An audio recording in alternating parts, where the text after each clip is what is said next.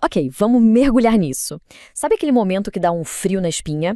Aquele instante em que uma descoberta, que é super comum, mas muito estressante, acaba começando uma jornada de preocupação para muita gente? Pois é, tudo começa de um jeito bem sutil. Talvez sejam só alguns fios no travesseiro de manhã. Depois, a gente nota um acúmulo meio preocupante no ralo do chuveiro. É nesse exato momento que um alarme interno dispara, sabe? E uma única pergunta começa a ecoar na cabeça. Aí bate aquela frustração, né? E qual é a primeira reação de quase todo mundo? Correr para a farmácia. Procurar tônicos, shampoos que prometem milagres, soluções que a publicidade não para de vender.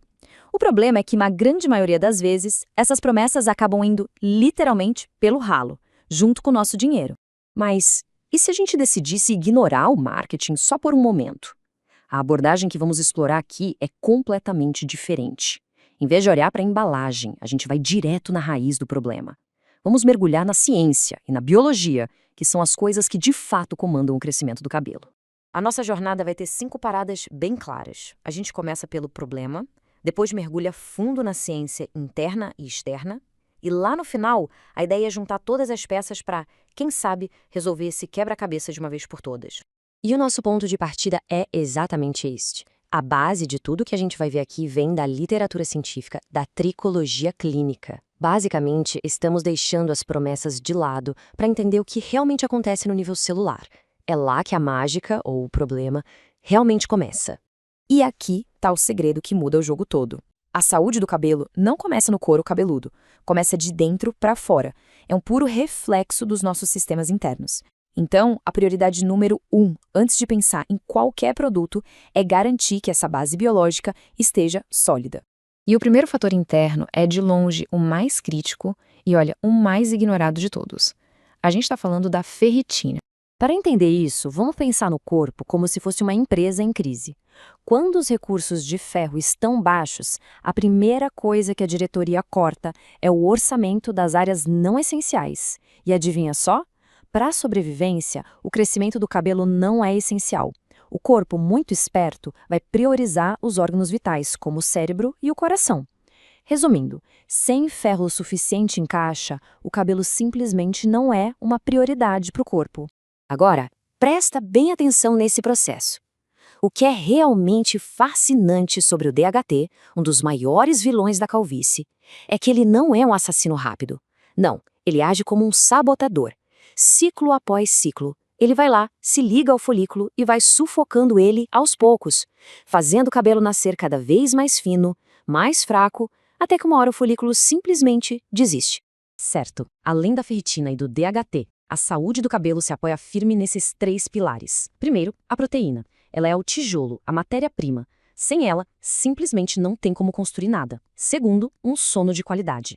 É dormindo que o corpo se repara e regula os hormônios que são essenciais para o ciclo de crescimento. E por último, o estresse. Um pico de estresse muito grande pode acionar uma espécie de botão de ejeção capilar, causando uma queda enorme meses depois do ocorrido. Ok, então, com a nossa fábrica interna toda ajustada, agora sim a gente pode pensar em dar um suporte externo para potencializar os resultados, agindo direto no couro cabeludo. Isso aqui é muito mais do que um simples relaxamento, é biologia pura em ação. O nome técnico para isso é mecanotransdução. Pense que é como se a gente estivesse acordando as células lá na base do folículo com um estímulo físico. A pressão da massagem envia um sinal direto para o cabelo, tipo, ei, tá na hora de crescer mais forte e mais grosso.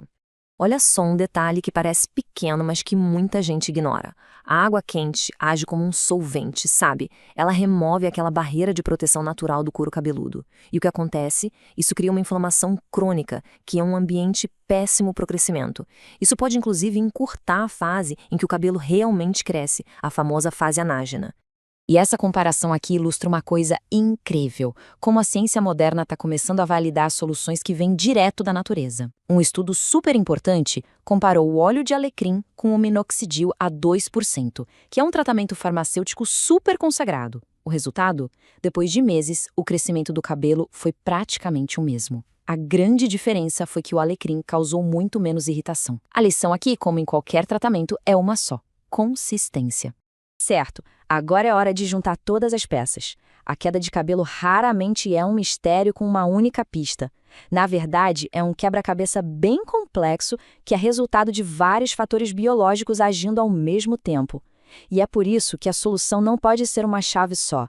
E se tivesse uma frase para resumir absolutamente tudo que a gente viu até agora, seria esta aqui: uma abordagem que funciona de verdade, foque em entender e corrigir os processos biológicos do corpo e não em sair correndo atrás da próxima solução mágica que aparece na prateleira.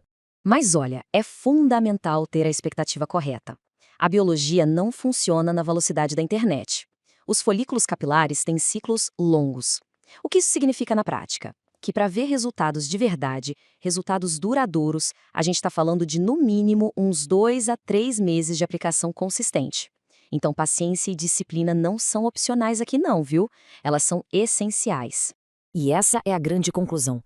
Tentar resolver um problema com tantas variáveis, que é o caso da queda de cabelo, usando só um shampoo ou um único suplemento, é como tentar apagar um incêndio na floresta com um copo d'água. A solução real, a que dura, está em abordar esses vários fatores biológicos de uma vez e com muita consistência. Para a gente terminar, fica essa reflexão. Depois de olhar para todos esses fatores, desde a ferritina lá dentro, passando pelo estresse até a temperatura da água do chuveiro, qual dessas peças pode ter sido negligenciada até hoje? Às vezes, identificar essa pecinha que faltava já é o primeiro grande passo para uma mudança de verdade.